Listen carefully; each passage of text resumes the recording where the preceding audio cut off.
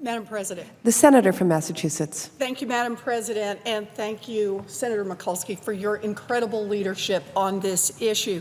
I come to the floor today in support of equal pay for equal work. You know, I honestly can't believe that we are still arguing over equal pay in 2014.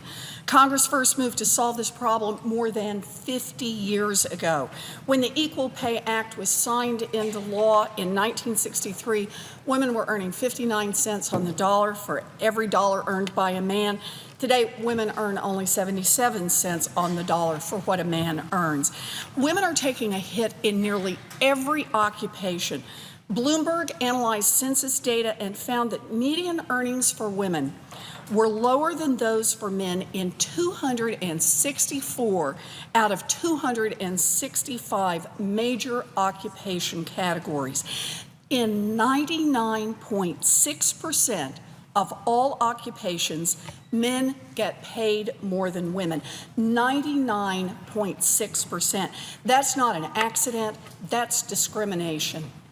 The effects of this discrimination are real and they are long-lasting. Young women, for example, borrow roughly the same amount of money as young men to pay for college, but according to the American Association of University Women, these women make only 82 cents on the dollar compared with men 1 year after graduating. So women take out the same loans to go to college, but they face an even steeper road to repay those loans.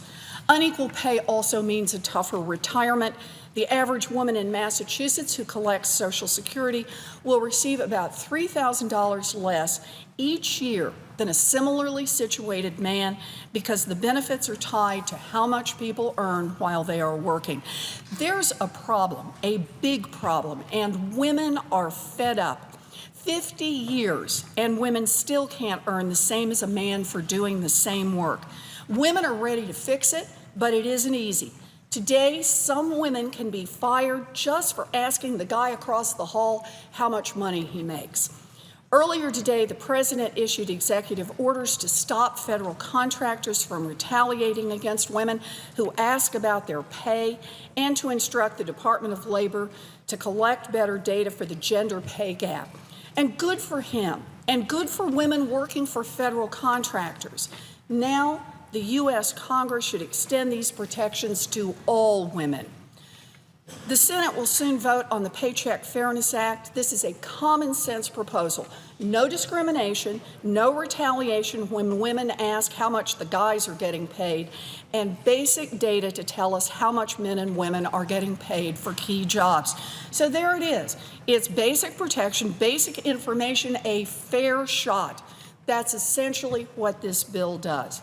And sure, sometimes men will be paid more than women. Employers can still make different payments for salaries based on factors like skill, performance, expertise, seniority, and so forth. And the Paycheck Fairness Act doesn't touch any of that. It simply provides the tools that women need to make sure that salary differences have something to do with the actual job they're doing and not just the fact that they are women. Several states have already adopted a similar rule, and businesses in these states continue to thrive without any explosion of lawsuits. This bill is about good business, a level playing field for men and women, an equal chance to get the job done, a fair shot for all of us. America's women are tired of hearing that pay inequality isn't real.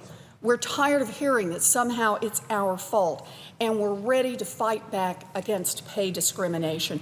I thank Senator Mikulski and all of my colleagues who are speaking on the floor today for their leadership on this important proposal. And I urge the Senate to pass the Paycheck Fairness Act to strengthen America's middle-class families and to level the playing field for hardworking women. Madam President, I yield.